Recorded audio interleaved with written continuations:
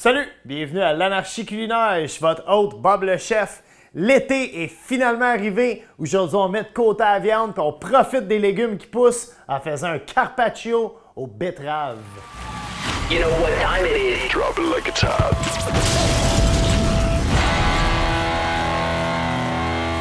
Habituellement, un carpaccio, c'est avec de la viande. Mais de plus en plus, les restos trendy de Montréal vont prendre des appellations comme ça puis vont les amener à d'autres ingrédients. C'est exactement ça qu'on fait aujourd'hui. On va manger des légumes crus, tranchés minces. On va tout de suite commencer en se préparant une marinade parce que ça va être ça qui va donner le goût à nos légumes. Donc, on va se prendre un cul de poule dans lequel on va déposer une demi-tasse de sucre. Puis là, on va verser sur notre sucre une demi-tasse de vinaigre de riz. Si vous n'avez pas de vinaigre de riz à la maison, c'est correct, vous pouvez prendre du vinaigre normal. Ça fait tout aussi bien le travail. On va mélanger le tout. On veut juste que notre sucre soit dilué légèrement. On va mettre ça de côté. Maintenant, on va se concentrer sur la coupe de nos légumes. On a des betteraves, mais aussi on va mettre quelques tranches de radis ainsi que du concombre. Le radis, c'est un peu poivré, puis le concombre, c'est assez neutre. Donc, c'est deux légumes qui vont se marier super bien avec le côté sucré de la betterave.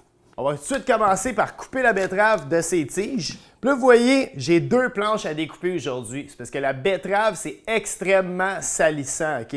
Donc, si vous avez juste comme une belle planche en bois à maison, vous voulez peut-être mettre une petite planche du Dollarama sur le dessus. Ça va éviter qu'elle soit tachée rouge. On va tout de suite l'éplucher. Et puis là, pour couper notre betterave, on sort notre bonne vieille instrument de torture asiatique, la mandoline.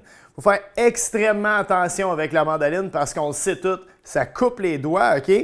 Si vous n'avez pas de mandoline à la maison, prenez votre temps, faites des tranches extrêmement minces au couteau. Mais écoutez, moi je vous conseille toujours une petite mandoline, ça coûte environ une quinzaine de dollars puis c'est super utile pour faire toutes sortes de recettes. Une fois que notre betterave est toute coupée, on voit que ça tâche énormément la betterave. Puis ça va faire exactement la même chose si on la dépose directement dans l'assiette. Donc, ce que je vous conseille de faire, c'est de déposer votre betterave dans un bol.